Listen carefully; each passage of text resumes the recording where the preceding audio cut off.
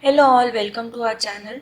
In the series of Constitution of India, as we are looking into fundamental duties and its legal status, today we are going to look up into legal status of fundamental duties.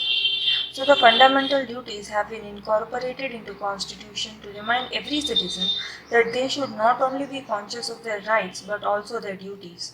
The fundamental rights in part 3, the directive principles of state policy in part 4, and the fundamental duties in part 4 forms a compendium and have to be read together. It is true that there is no legal sanction provided for violation or non-performance of fundamental duties. There is neither specific provision for enforceability nor any specific prohibition. However, fundamental duties have been an inherent element of compulsion regarding compliance. It is said that by their nature it is not practicable to enforce the fundamental duties and they must be left to the will and aspiration of citizens. However, in the case of citizens holding public offices, each and all fundamental duties can be enforced by suitable legislation and departmental rules of conduct.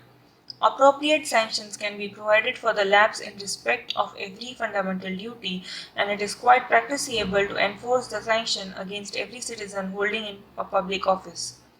For instance, departmental promotions can be deferred, increments can be withheld, etc. If the officer takes part in a strike or stalls the proceeding of his institution, he can be made to forego the salary for that day. For the proper enforcement of duties, it is necessary that it should be known to all. This should be done by a systematic and intensive education of people, that is publicly or by making it a part of education.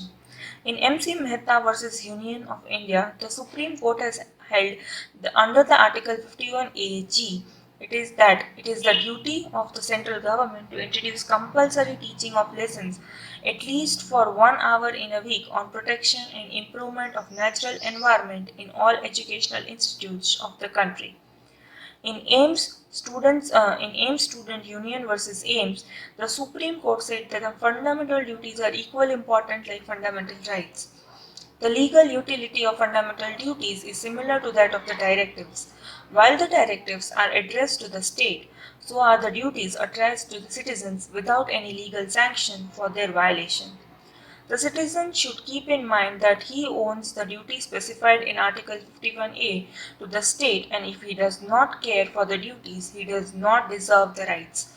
Of course, the duties as such are not legally enforceable in the courts of law, but if a law has been made to prohibit any act of conduct in violation of duties, it should be reasonable restriction on the relevant fundamental rights. However, the fundamental duties are not enforceable by mandamus or any other legal remedy. Since the fundamental duties are not addressed to the state, a citizen cannot claim that he must be properly equipped by state so that he may perform his duties under Article 51A. So this was all about fundamental duties and its legal status. Please stay tuned to more such content to our channel.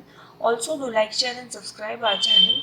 Please press the bell button to get the latest notification to our videos. Thank you.